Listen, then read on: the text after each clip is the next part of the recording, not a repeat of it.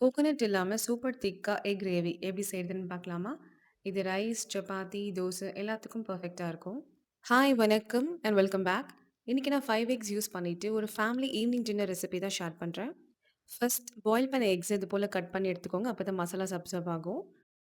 இப்போ 2 tablespoon ஆயில்ல chilli powder, turmeric powder and Kashmiri chilli powder சேர்த்துட்டு கட் பண்ணி வச்சிருக்க எக்ஸ லைட்டா ரோஸ்ட் பண்ணி எடுத்துக்கலாம்.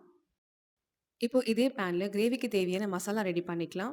அதுக்கு கிராம்பு, பட்டை, ஏலக்காய், coriander seeds, pepper, cumin seeds, fennel seeds இது கூட பாப்பி சீட்ஸ் எல்லாத்தையும் நல்லா வதக்கிட்டு, இப்போ 2 மீடியம் சைஸ் வெங்காயம், தக்காளி, உப்பு போட்டு நல்லா சாஃப்ட் ஆகுற வரைக்கும் வதக்கிக்கோங்க. ஒரு 2லேருந்து 3 நிமிஷம் வதக்குனா போதும்.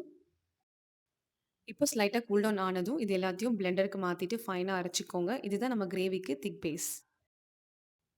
இதோட ஃபுல் ரிட்டன் ரெசிபி டிஸ்கிரிப்ஷன்ல அவைலபிளா இருக்கும். மறக்காம செக் பண்ணிக்கோங்க.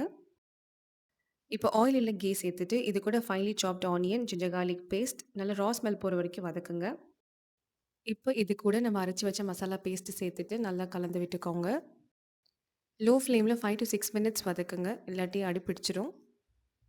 இது கூட காஷ்மீரி சில்லி பவுடர், கரம் மசாலா, தேவையான அளவு உப்பு, இதோட பச்சை ஸ்மெல் போற வரைக்கும் நல்லா வதக்கிக்கலாம்.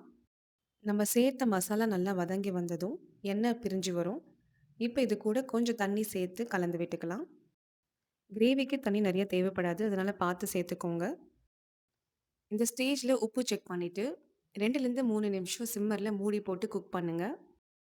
நம்ம சேனல்ல நெக்ஸ்ட் என்ன சிம்பிள் ரெசிபீஸ் அப்லோட் பண்ணலாங்கிறத கமெண்ட் செக்ஷன்ல மறக்காம சொல்லுங்க.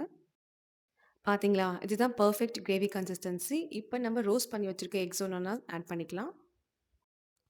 ஃபைனலா கார்னிஷிங்க்காக கொரியாண்டர் லீவ்ஸ், கஸ்தூரி மேத்தி சேர்த்துட்டு ஒரு 1லேருந்து 2 நிமிஷம் லோ ஃப்ளேம்ல குக் பண்ணுங்க.